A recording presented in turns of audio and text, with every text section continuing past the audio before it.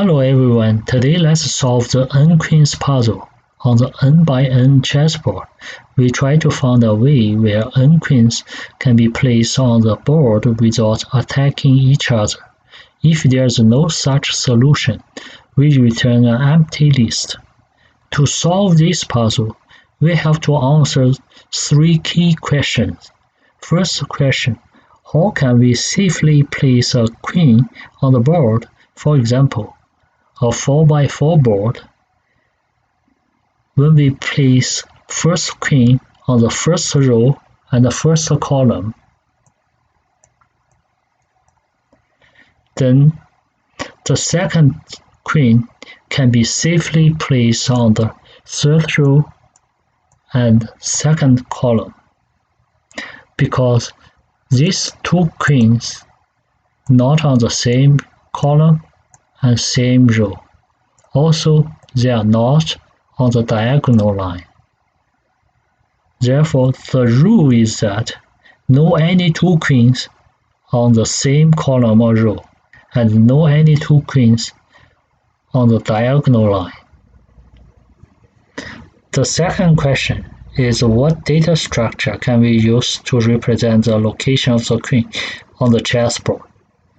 Using 2D list is a very straightforward answer. However, if we think it again, we can find we only need 1D list.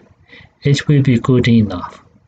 The index of the 1D list corresponds to the index of the row or the column, and its value would represent the index of the column or the row. On this example, these four queens can be represented by 1D list 2, 0, 3, and 1. Since the queen on row 0 sits on column 2, and queen on row 1 sits on column 0. Queen on row 2 sits on column 3, and the last queen sits on column 1. The third question, what algorithm should we use to solve this puzzle? This puzzle is a combinatorial problem, which can be considered as a graph. The vertices are the possible location of the n queens on the board. The edges correspond to the pair of the two queens location. For the 4x4 example, each queen has 4 possible locations from 0 to 3.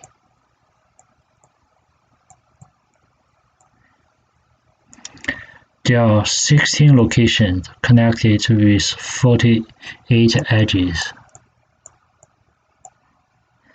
and there will be 256 combinations to select 4 queens. So we can use depth first search algorithm to find a solution, because the depth is 4 is finite and known. For example, we can choose a path starting from placing the first queen on the first row and the first column, 0 here. Then the second queen can only be safely placed on third and fourth column. If we choose to place it on the third row, the third queen cannot be on any location without being attacked, so we have to go back to the second queen node and change it to the fourth column.